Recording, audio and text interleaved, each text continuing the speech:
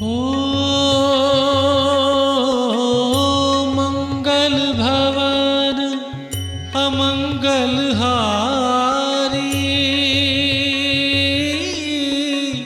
द्रवहु सुदशरथ अजर बिहारी। राम सिया राम जय जय राम। राम सिया राम जय जय राम। ओ हरि अनंत हरि कथानंता,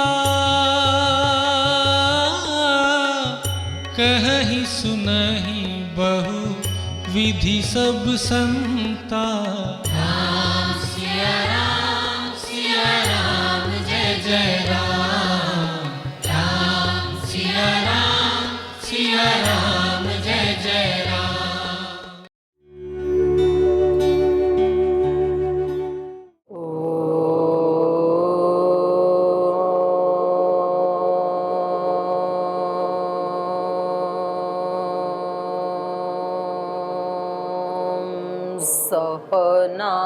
सहनावतु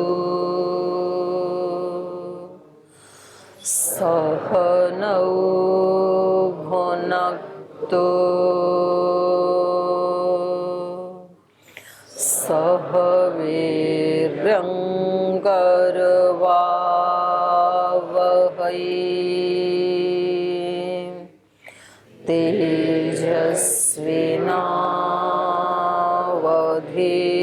तेजस्विनावधीतमस्तु मा विद्विषावहै।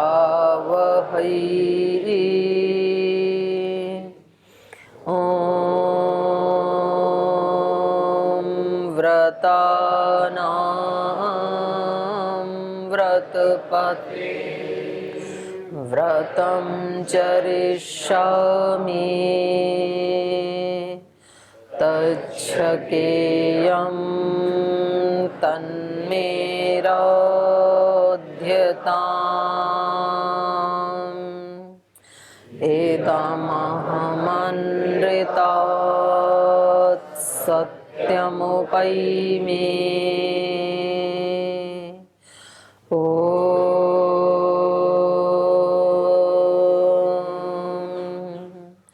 शान्ति शान्ति शान्तिः।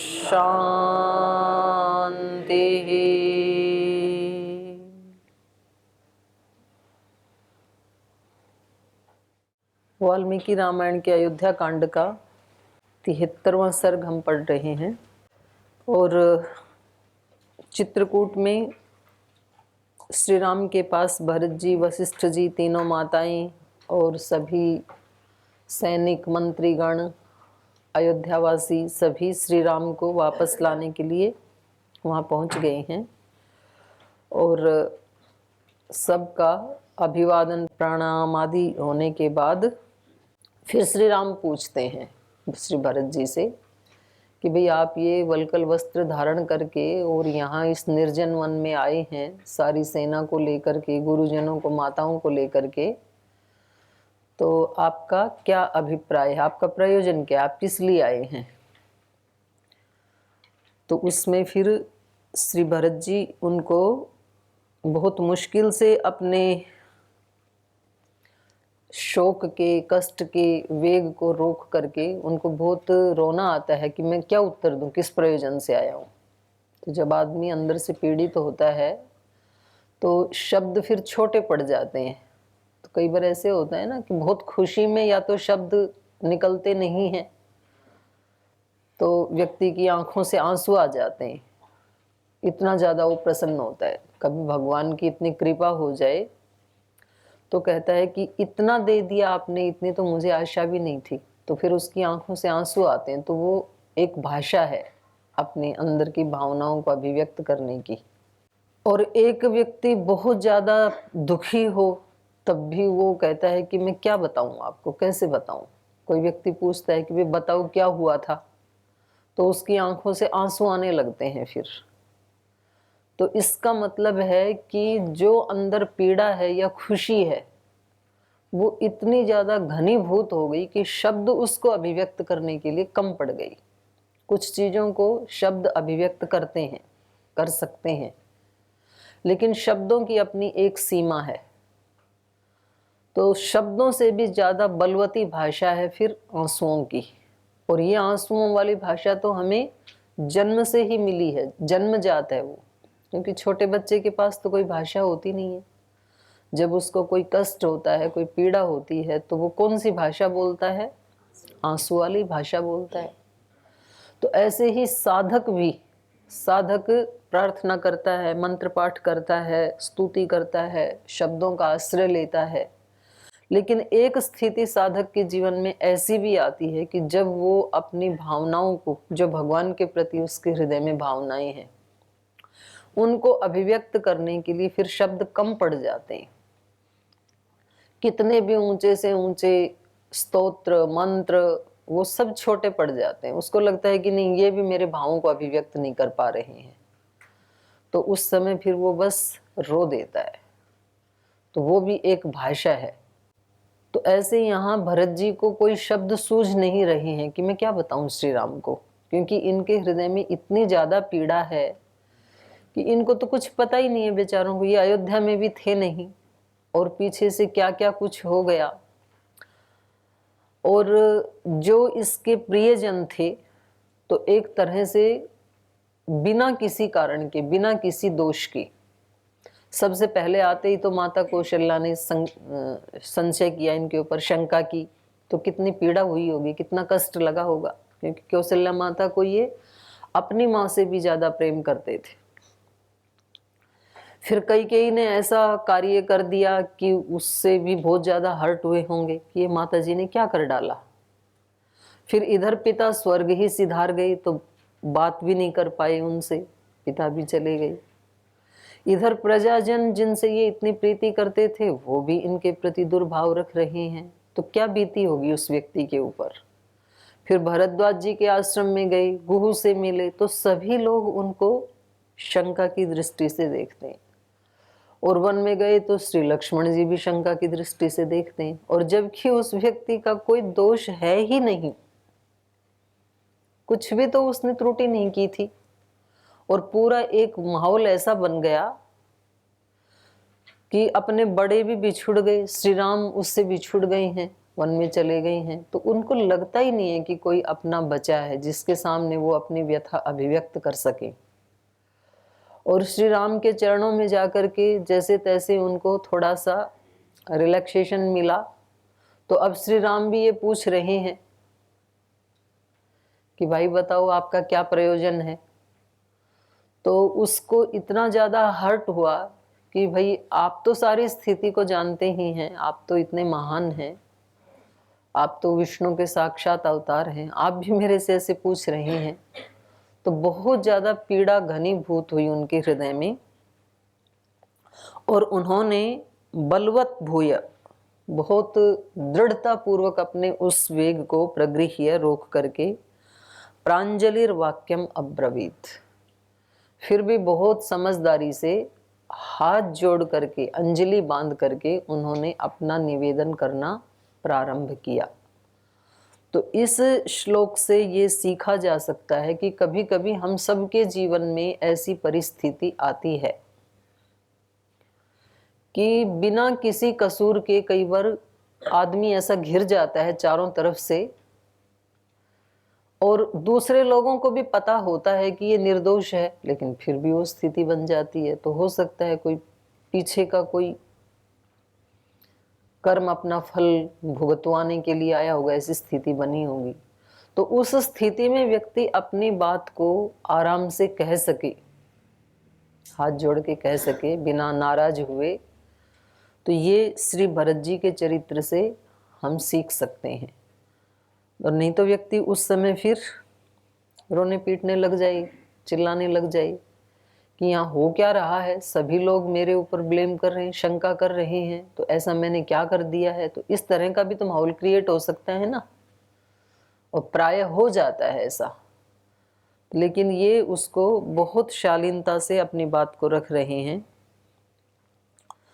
तो बता रहे हैं कि भाई पिताजी आपके वियोग में स्वर्ग चले गए हैं, और पिताजी को इस कर्म में नियुक्त करने वाली मेरी माताजी थी, और मेरी माताजी से ये एक घोर कर्म हो गया है, निंदित कर्म हो गया है, जिसका फल हम सब भी भोग रहे हैं और माताजी स्वयं भी भोग रही हैं।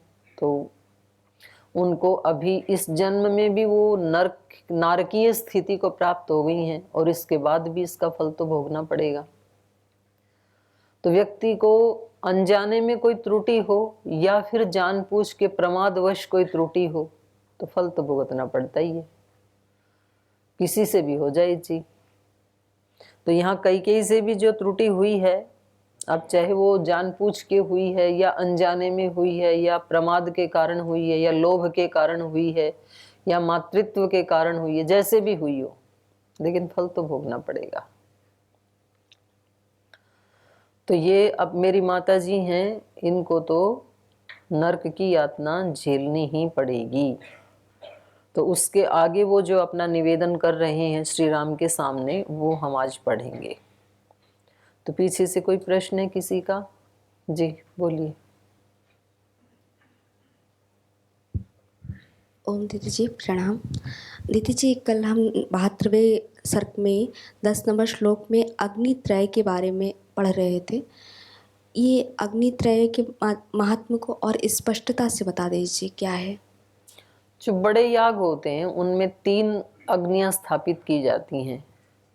एक है आहवनीय, जिसमें आहुति दी जाती है पुरोडाश आदि की, और एक है गार्हस्पत्य अग्नि, उसमें पकाया जाता है।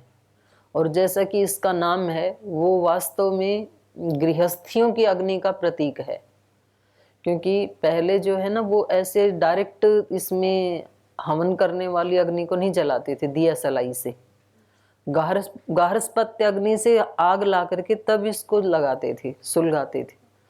और ये जो पद्धति है ये हमने लगभग 50 साल पहले अपने गाँव में भी देखी। घरों में सबके पास दिया सलाई नहीं होती थी, तो वो रात को जैसे रोटी बनाई तो उसके ऊपर एक बड़ा सा वो गोसा रख देते थे, तो वो सारी रात धीरे धीरे सुलग के और सुबह फिर उसको राख को हटा के उसी से नई अग्नि सुलगा लेते थे। तो प्रायः हर घरों में अग्नि बनी ही रहती थी। सुबह खाना बनाया तो शाम तक उसको ढक के रखते थे, गोसा आदि रख के उसको सुलगा लेते थे। शाम को बनाया तो सुबह उसी को सुलगा लेते थे। तो वो रक्षित होती थी अग्नि प्राय सब घरों में। और बाई चांस कभी किसी घर में यदि नहीं है तो वो दूसरे के घर से मांग के लाते थे किसी पात्र में, तो छोटी सी अग्नि ला के फिर उससे सुलगा लेते थे। तो ये तो बहुत बाद में चला है ये वाला प्रचलन। तो ऐसे ही याग में भी जो गार्हस्पत्य अग्नि है, वहां से अग्नि ला के इसमें उसको उद्बुद्ध किया जाता है, प्रज्वलित किया जाता है आहवनीय में।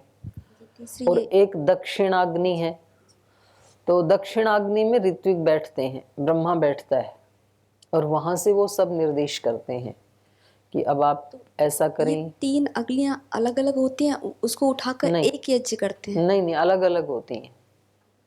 दक्षिणाग्नि इस साइड में होती है, आहवनीय यहाँ होती है, गार्हस्पत्य इधर होती है।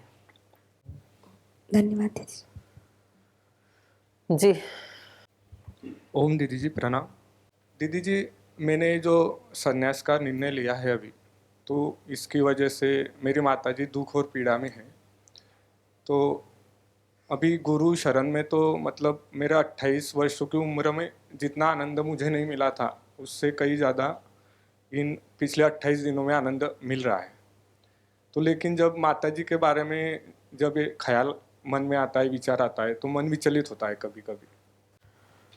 तो देखो ये स्वाभाविक है, माँ के लिए भी स्वाभाविक है, आपके लिए भी स्वाभाविक है। लेकिन जो कुछ हमारे जीवन का लक्ष्य होता है तो कुछ पाने के लिए कुछ खोना पड़ता है, ये एक नियम है, शाश्वत नियम है। आप छोटे बच्चे से किशोर हुए, युवा हुए, तो छोटे बच्चे से किशोर होने के लिए बचपन को खोना पड़ता है। किशोर अवस्था से युवावस्था को प्राप्त करने के लिए कैशोर अवस्था को खोना पड़ता है। तो कुछ तो छोड़ना पड़ता है ना। जब व्यक्ति ऊपर चढ़ेगा सीढ़ियों के ऊपर, तो सारी ही सीढ़ी अच्छी हैं, लेकिन जब आपने ये निर्णय किया कि भाई मुझे तो छत के ऊपर जाना है, खुली हवा में, तो एक स्टेप से अगले स्टेप पे जब चढ़ोगे तो नीचे वाला छोड़ना ही पड़ता है। ऐसा नहीं हो सकता है कि नीचे वाले को भी पकड़े रखें और छत के ऊपर भी हम पहुंच जाएं। दूसरे से तीसरे स्टेप पे चढ़ोगे तो दूसरी सीढ़ी को छोड़ना ही पड़ता है, तीसरी से चौथी, तो एक एक पे आप चढ़ोगे तो उससे पीछे वाली छोड़नी ही पड़ती हैं। तो इस संसार में कुछ पाने के लिए, कुछ विशेष पाने के लिए उससे पीछे वाला है उसको छोड़ना पड़ता है, क्योंकि जो हमारे पास था उससे हम तृप्त नहीं थे, हमें कुछ उससे स्पेशल चाहिए, स्पेशल चाहिए, तो जो था उसका त्याग करना पड़ता है। तो सांसारिक उपलब्धियों में भी आप देखते हैं, जिस व्यक्ति ने ग्रेजुएशन कर लिया, बीए कर लिया, अब उसको हाई स्टडीज के लिए बाहर जाना है, क्योंकि उसको उससे अगली उपलब्धियां चाहिए, एमए चाहिए, पीएचडी चाहिए, डीलिट चाहिए। तो उसको अपना घर, शहर, मित्रगण, अपने घर का खाना, शुद्ध घी, दूध, वो सब छोड़ करके जाना ही पड़ता है बाहर। और वहाँ मैश में कई बार खाना अनुकूल नहीं होता है, दिनचर्या अनुकूल नहीं होती है, लेकिन तो भी उसको वो सब स्वीकार करना होता है। तो ये तो लौकिक उदाहरण तो मैंने इसलिए दिए हैं कि वो समझ में आ जाएं। अब आपकी आत्मा में कुछ ऐसे संस्कार हैं पिछले जन्मों के, जो आपको कह रहे हैं कि मैं कुछ और आगे जाऊं, इससे आप इतने में संतुष्ट नहीं हैं कि मैं सांसारिक जीवन जीऊं सब लोगों की तरह। ऐसे आपके संस्कार आपको अलाउ नहीं कर रहे हैं। आपको लगता है कि भाई ये नौकरी और ये संसार के भोग, शादी, बच्चे, ये सब तो कई जन्मों में कर चुके हैं, तो अब की बार कुछ इससे आगे का किया जाए जो इससे ज्यादा आनंद देने वाला हो, क्योंकि आदमी बड़े सुख की तरफ जाता है छोटे सुख से। तो किसी न किसी जन्म में ये अनुभूति हो गई कि इतना सुख हम भोग चुके हैं। बेशक आपने इस जन्म में नहीं भोगा, पर अनेक जन्म हुए, उसमें उसकी जो सार्थकता या निरर्थकता थी उसका अनुभव हो चुका है। तो अब आपकी आत्मा कहती है आगे चलो। तो आगे चलने के लिए फिर आपको कुछ तो त्याग करना ही पड़ेगा।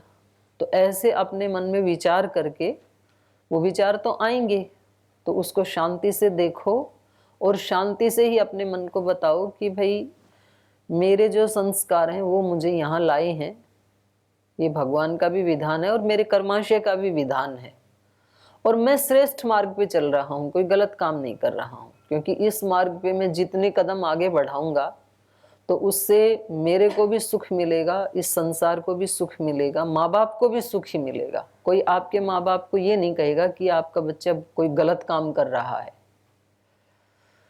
हो सकता है कोई अज्ञानी ऐसे कह दें कि भैया तुम्हारे से शादी तो की नहीं गई, तो इसलिए वो तो सन्यासी बन गया, तो उनकी बात का कोई मोल नहीं है। लेकिन कोई भी समझदार व्यक्ति आध्यात्म के मार्ग पर चलने वाले व्यक्ति को बुरा नहीं मानेगा, क्योंकि आप अच्छा ही काम कर रहे हैं।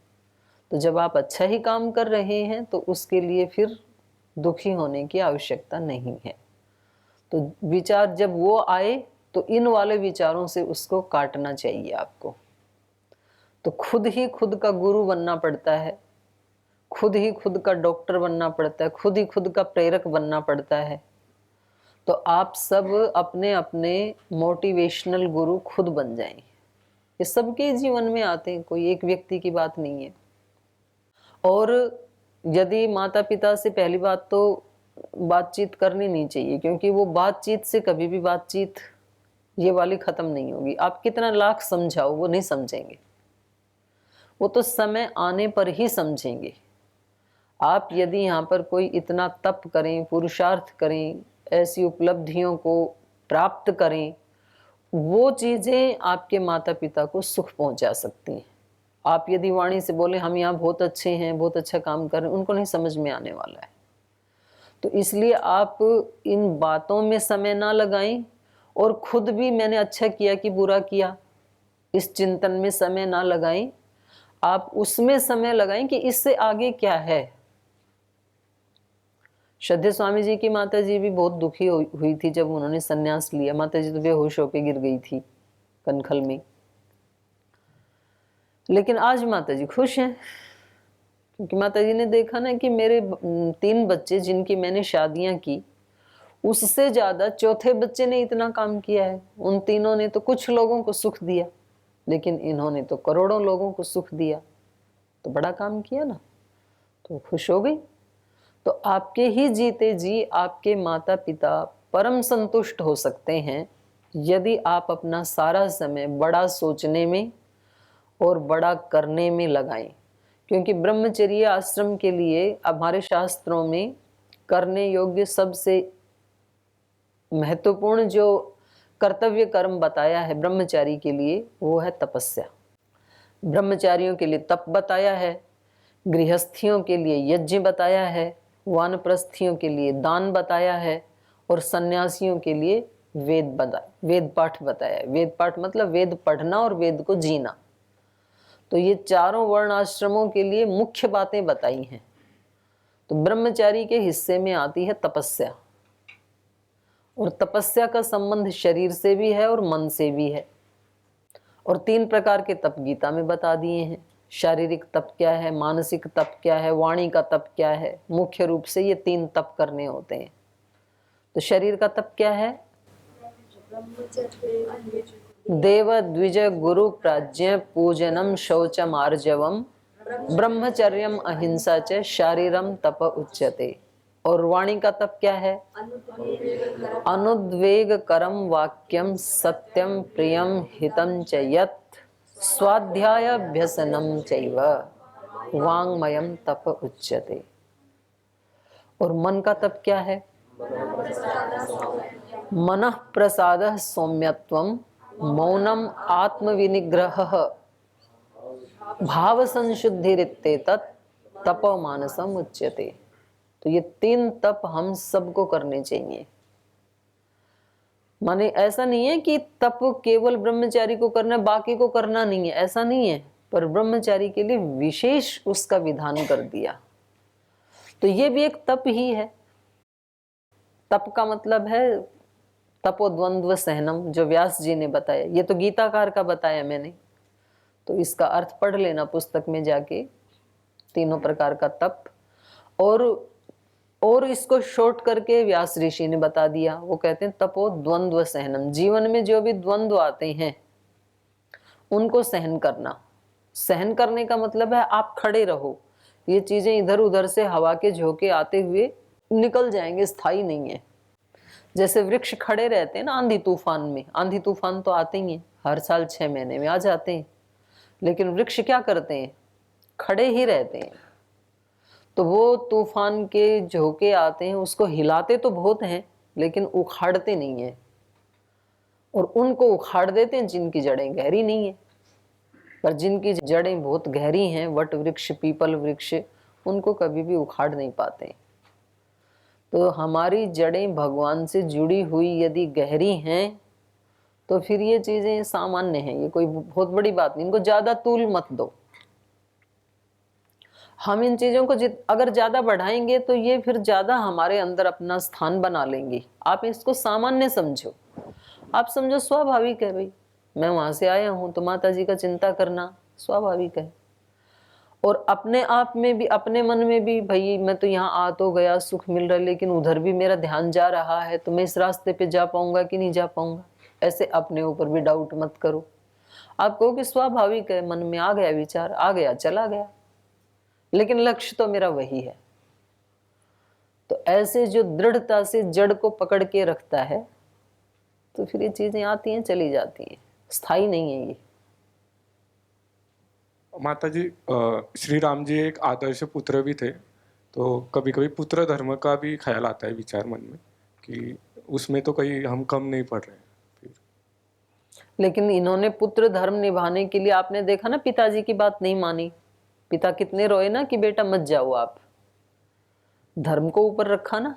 और अभी सब माताएं भी आई हैं, तो ये उससे भी ज्यादा कठिन समय है। क्योंकि इस समय चित्रकूट में जो कुछ चल रहा है, बस एक विचार बीच में खड़ा हुआ है। यदि विचार इधर आया तो सारा इतिहास बदल जाएगा। और यदि विचार इधर चला गया तो पूरा इतिहास अलग ही बन गया। उस समय यदि श्री राम माताओं के रुदन को देख के, भरत जी की कृतज्ञता को और सच्चाई को देख के, सच्चाई से बोल रहे थे ना वो, और यूं समझ लेते कि चलो भाई अब ये सब कह रहे हैं तो अब संभाल लेना चाहिए, उजाड़ना थोड़े ही अपने राज्य को, इतना बड़ा चक्रवर्ती साम्राज्य है हमारा। अगर वो इस तरफ झुक जाते, एक क्षण के लिए एक विचार आ जाता यदि, तो सारा इतिहास खत्म हो जाता फिर। और एक क्षण के लिए वो डटे रहे उसमें। ऐसा नहीं है कि सब रो रहे हैं तो उनके ऊपर वो कोई पत्थर दिल है, कोई उनके ऊपर असर ही नहीं हो रहा है, उनको भी कष्ट होता है क्योंकि वो अत्यंत प्रीति करते हैं गुरुजनों से, भरत जी से, माताओं से, लेकिन तो भी भावनाओं से ऊपर धर्म है, इसलिए उन्होंने अपने निर्णय को बदला नहीं। एक ही तो क्षण आता है कि जिस समय हम भावनाओं में बहते हैं या अपने धर्म को पकड़ के रहते हैं। ये अवसर रोज आते हैं हमारे जीवन में और हमें चिंतन करना चाहिए कि आज के दिन जो अवसर आया मेरे जीवन में, उसमें मैंने धर्म को ऊपर रखा कि भावनाओं में बह गया। तो हम किसी न किसी व्यक्ति की भावनाओं में बह जाते हैं, या तो राग की भावना में बह जाते हैं या तो द्वेष की भावना में बह जाते हैं, और वही कर जाते हैं जो नहीं करना चाहिए था। तो फिर अगले दिन फिर प्रैक्टिस करो, कोई बात नहीं, आज कर दिया तो अगले दिन भी बह गए तो तीसरे दिन भी प्रैक्टिस करो। और ये परिस्थितियां हमारे जीवन में तब तक आती रहेंगी जब तक हम अटल खड़े होना ना सीख लें। ये भगवान की कृपा है, रोज रोज अवसर देते हैं, वर्षों तक देते हैं, अगले जन्म में देते हैं, उससे अगले जन्म में देते हैं। तो फिर ये व्यक्ति को सोचना चाहिए कि भाई जब इतनी बार प्रयास कर लिए तो अब की बार इसको पूरा ही कर डालते हैं, झंझट खत्म सदा सदा के लिए। और वो उसके लिए कहीं भी जाने की आवश्यकता नहीं है। कोई व्यक्ति ब्रह्मचारी होके आश्रम में रह के भी इसको कर सकता है, कोई गृहस्थ धर्म में अपने घर में रह करके भी इसको कर सकता है, वानप्रस्थी भी कर सकता है, सन्यासी भी कर सकता है। ये तो समाज के वर्ण आश्रम धर्म और एक सुव्यवस्था बनी रहे समाज की, उसके लिए 4 आश्रम बना दिए। वरना तो मनुष्य है, वो सफेद कपड़े पहने, लाल पहने, सिविल कपड़े पहने, आत्मा तो आत्मा ही है, उसमें कोई अंतर थोड़ी पड़ता है। कपड़ों में अंतर इसलिए किया जाता है कि भाई एक व्यवस्था बनी रहे, कार्य का विभाजन हो जाए। ये लोग ऐसे कपड़े पहनने वाले ये काम करेंगे, ये कपड़े पहनने वाले ये काम करेंगे, ये वाले ये करेंगे, तो सबकी जिम्मेदारी बट गई ना। तो जैसे हम कोई बड़ा फंक्शन हो तो उसमें अलग अलग ड्रेस बना देते हैं, भाई वॉलंटियर्स की ये ड्रेस रहेगी, डॉक्टर्स की ये ड्रेस रहेगी, ताकि दूर से ही पहचाने जाए, वो व्यक्ति अपना काम करे। तो बाकी तो आत्मा ही है। तो जिसने चाहा उन गृहस्थियों ने भी बहुत ऊंची स्थिति को पाया, और जिसने नहीं चाहा तो वो ब्रह्मचारी सन्यासी होकर के भी नहीं प्राप्त कर पाई। तो यहाँ पुत्र धर्म, पति धर्म, पत्नी धर्म, ये धर्म जो है ना, ये धर्म नहीं है वास्तव में, ये दायित्व है कि भाई पुत्र का दायित्व क्या है, कर्तव्य क्या है, पति पत्नी का क्या कर्तव्य है, गुरु शिष्य का क्या कर्तव्य है, ये कर्तव्य है। धर्म एक ही है जो सबको, इन सबको धारण कर रहा है।